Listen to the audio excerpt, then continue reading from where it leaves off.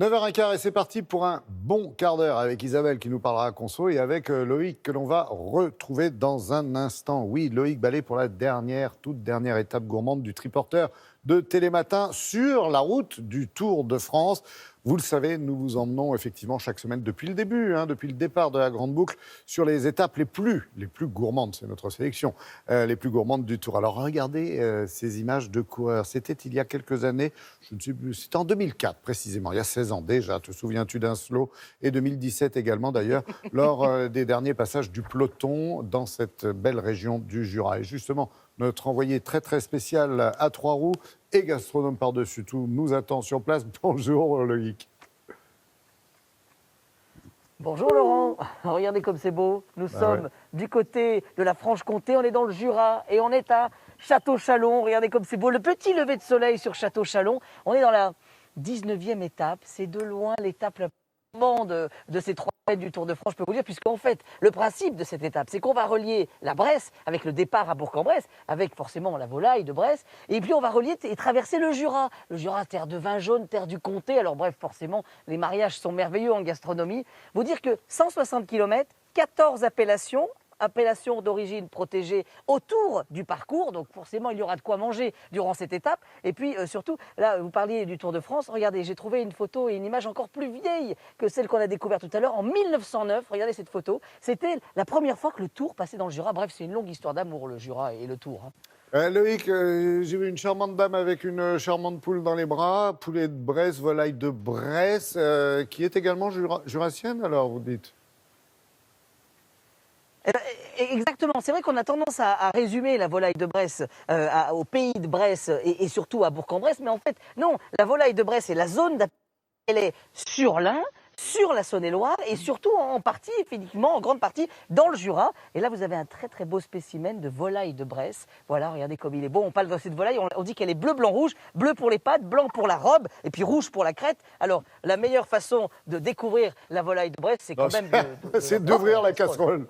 Ah oui, avec le plat traditionnel, la poularde de Bresse au Château-Chalon et au Maury. Oui. Hein.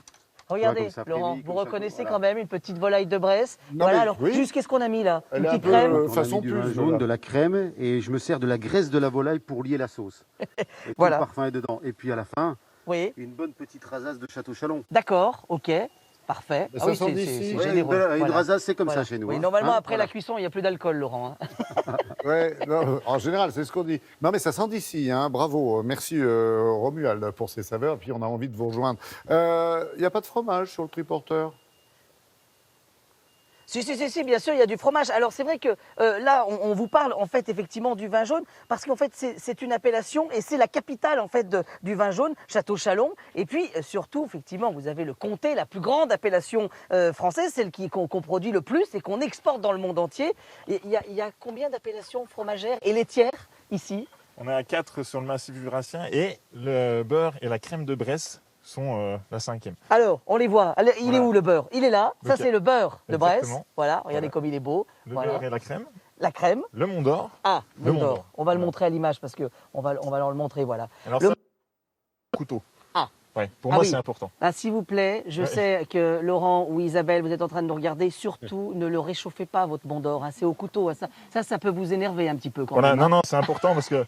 Ah, mais vraiment, parce que le Mont d'Or doit se manger crémeux et pas coulant. Voilà, D'accord. pour ressentir le côté boisé. Donc, le Mont d'Or.